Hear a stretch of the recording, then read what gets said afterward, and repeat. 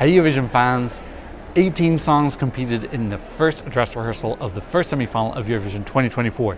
I'm going to give you my opinions on all 18, so let's kiki.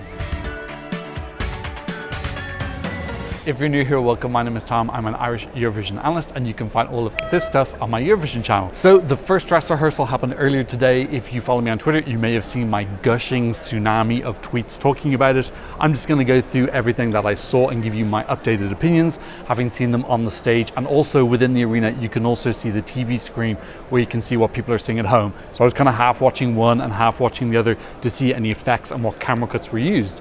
Let's use my trusty whiteboard to go through the whole thing. So starting off, we had Cyprus opening the show. I really like this. This looks really slick on stage, very professional, mature performance from her. She hit all of her marks. She sounded pretty good, a little bit breathy in some parts, but this is very difficult to perform and sing simultaneously. So I actually think that she did extremely well. This aqua black color palette is really pretty. I actually like it. Some of the graphics do look a little bit like kind of abstract shapes. I like it, but some people might think it's a little bit too not specific in its imagery. But yeah, she hit all her marks. She sounded good. I like the bits with the silhouette. Really fun, high energy. I really do think that like this deserves to qualify. It really went up in my estimation, so I'm much more on Team Celia now. And yeah, for someone 17 to pull out a performance like this and do it so well, really well done to her. Next up, we had Teodor for Serbia. Really stark contrast to Cyprus. This is much more powered back, starting off on the rock. The first minute feels a little bit slow. It does take a while to kind of start boiling. The last minute though is really great with all this lightning going on and all this like really cool camera cuts. We get the steady cam coming onto the stage. She's giving great emotion. She goes to the rock, and then we have the beautiful Romanda flower from between the rock. So there are really strong elements in this, but yet the first minute, I'm a little bit worried that some people are going to just maybe lose interest or think that it's not their cup of tea and not sit it out. That concerns me a little bit, but this is really pretty. Vocally, she was kind of holding back today. She wasn't like giving a belting performance. At the end of the day, this dress rehearsal wasn't worth anything. It's not the jury show, it's not the live show. You don't get any points for performing it well, so she didn't have to sing it perfectly, so that's why. We know she can sing the song okay. Still a little bit worried for Serbia just from the fact that it's so early, and then the main rival is Portugal, or one of the main rivals is Portugal, coming so late, who really had a great rehearsal today. And then we've also got a similar feel with Ukraine, so definitely still feel like there's a place for Serbia in the final. I think it deserves to be there. I think it's one of the best 10 songs in the semi-final, but you really need to vote for this. If you love Teodor and you love this vibe and you want it in the final, you need to vote for your girl, because she's in a really tough slot here. Okay, third up we had Sylvester Belt Looktelk. This was really wow. These LEDs are hugely upgraded since Eurovision. I thought that they were similar, but they just look super incredible. And this back LED wall is really magnificent. This just came alive for me. It just felt super cool, fresh. The LEDs with his face turning, just small details, everything looked more luxurious. Just got such a badass vibe. It's super badass. The dancing was great. There's a couple of small interactions as well, like where he's kind of interacting with the LED, looking up at the moon. Yeah, I was like, wow, this is really great. I hope he gets given a good slot in the final. I really do think this is qualifying. Like, the performance is that good.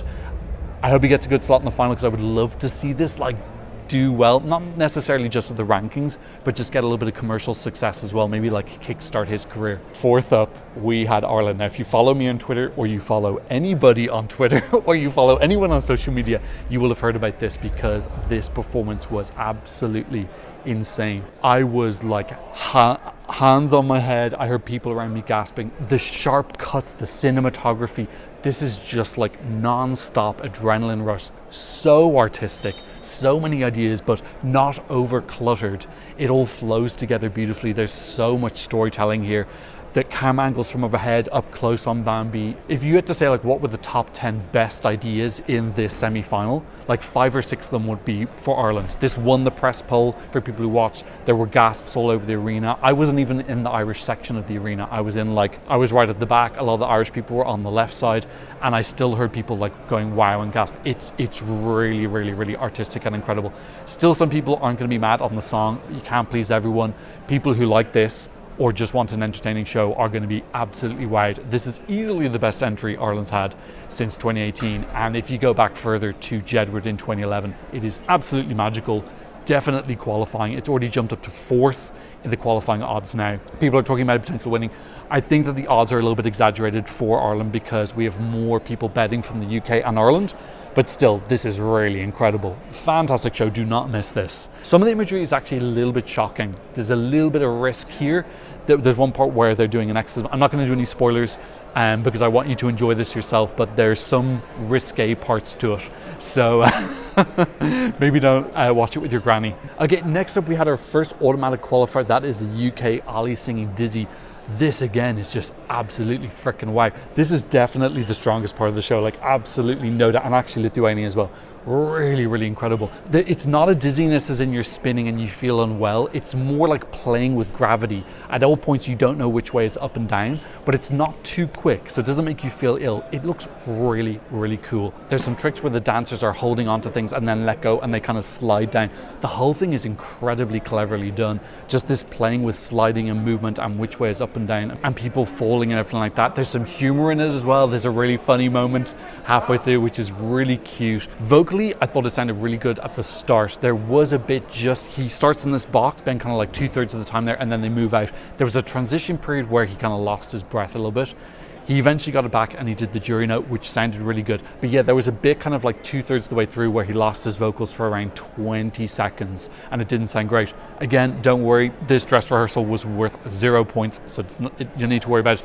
The actual show itself looks incredibly expensive. It looks like a VMA performance, editorial. It is risky. There's dirtiness in it. The lighting is harsh. It's just really like, this feels next level. Bambi and Ali feel kind of next level above everyone else. There's a couple others who are kind of like quite close to them, but those two really just stood out for me. So yes, do not miss this part of the show. Okay, our fifth contender and sixth up is Ukraine. Another really, really amazing performance. Like I said, this is the strong part of the show. In general, the first half is really, really super strong. And then you're going to notice there's a big drop in quality as we get into the second half. It feels really super flat. The first half though is absolutely electric, and Ukraine really embody that. Gorgeous opening, Jerry coming out, pulling off her veil, walking up this cliff with the hand behind her. It actually comes quite early. Then we cut to Aliona doing her rap.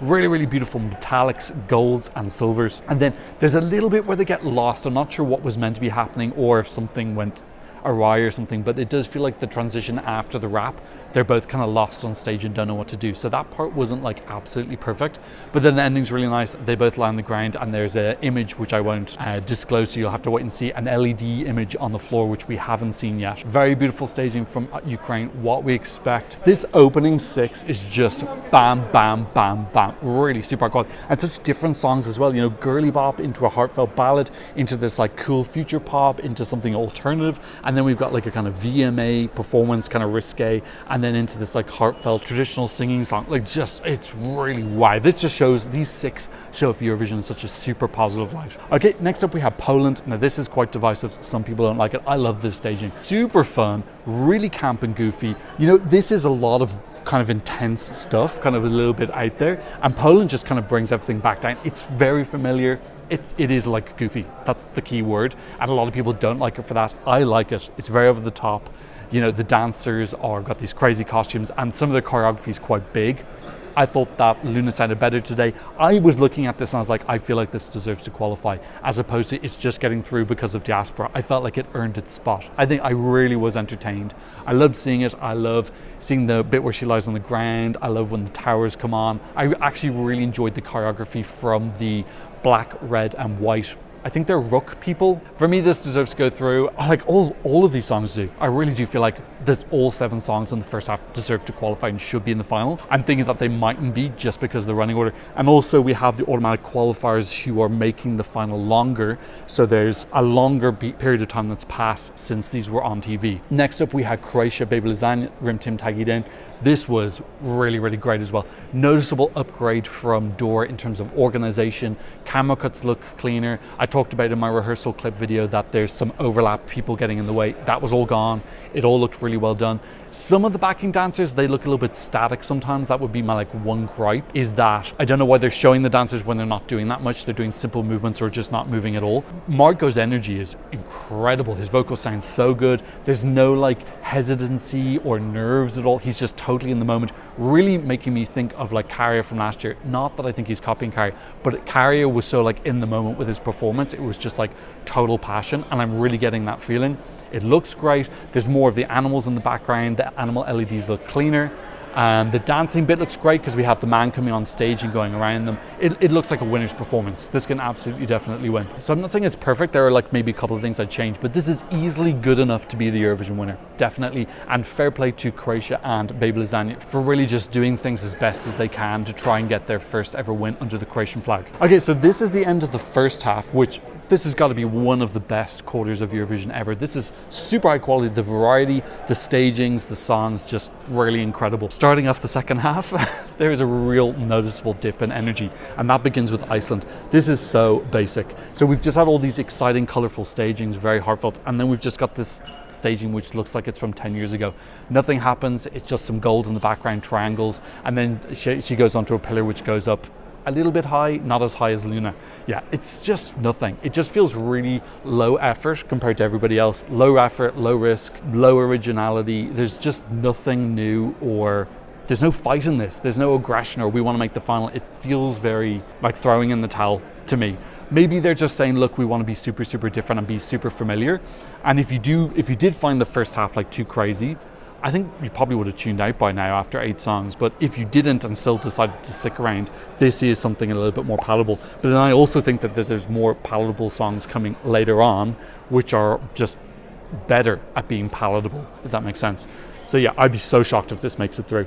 Next up we have Germany. This looks really, really cool. Again, this is like Germany for me kills Iceland 100% because this is like a more palatable song, radio friendly, but then the staging is interesting. He's in this house which is on fire. We get all these angles which are going around him as he walks around. He walks up to a drum on fire.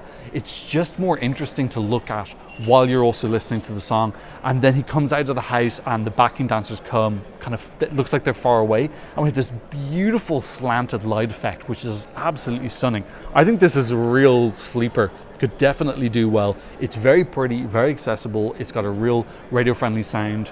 You know, I'm not saying that this is going to like be top 5 or anything, but it was number 6, I think, in the Euro jury. This staging is interesting. It's done by Dan Shipton, who did some other stagings I can't remember off the top of my head. But yeah, this is definitely, I think this might surprise in how well it does. I really don't think this is coming last. I think probably whoever comes 10th in the semi-finals will be more likely to come last than this, because this has got, I think a lot of people are really going to like this. The 11th song, but the 9th contender to qualify is Slovenia, Raven singing Veronica. Now, I went up and asked a lot of people about this in the arena afterwards. What did you think? Have to admit, most of them were kind of like, we still don't get it.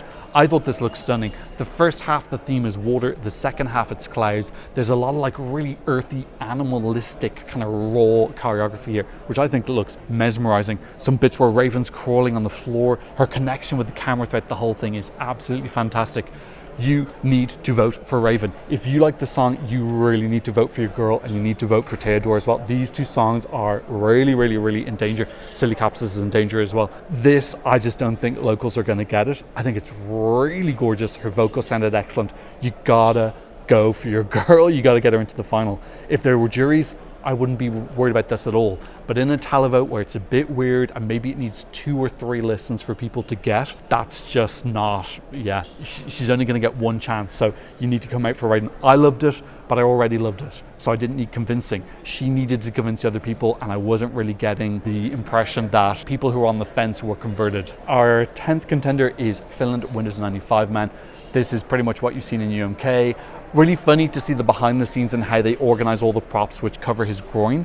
I think this is hilarious. I was laughing throughout the whole thing, even though I've seen it like 5-6 times already.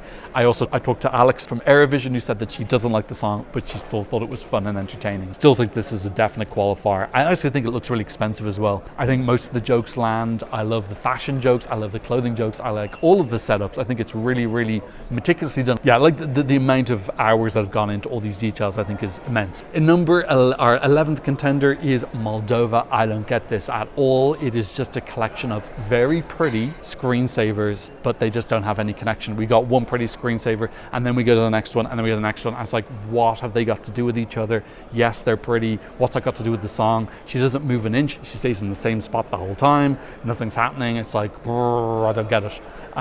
It just feels super flat, especially after Finland, which just kind of lit things up. Also, another thing about Finland is they come after Slovenia, Germany, and Iceland. We have this like slightly more low energy period, and then Finland comes and kind of like blows things up. So I think that'll help as well. Moldova coming afterwards. I suppose anyone who didn't like Windows 95 might say, okay, here's something more normal. But again, if you want normal options, Germany's there. You can't vote for. I know that people can't vote for Germany in the UK, but they're still going to compare. They might say, well, why would I vote for the worst of the normal songs? I'll just vote for my favorite of a different genre. I don't know. Depends how people end up thinking. This is the first time it's happened, so we don't know how people are going to work out their voting in their minds with the automatic qualifiers being there. But yes, I wasn't getting qualification vibes from this at all.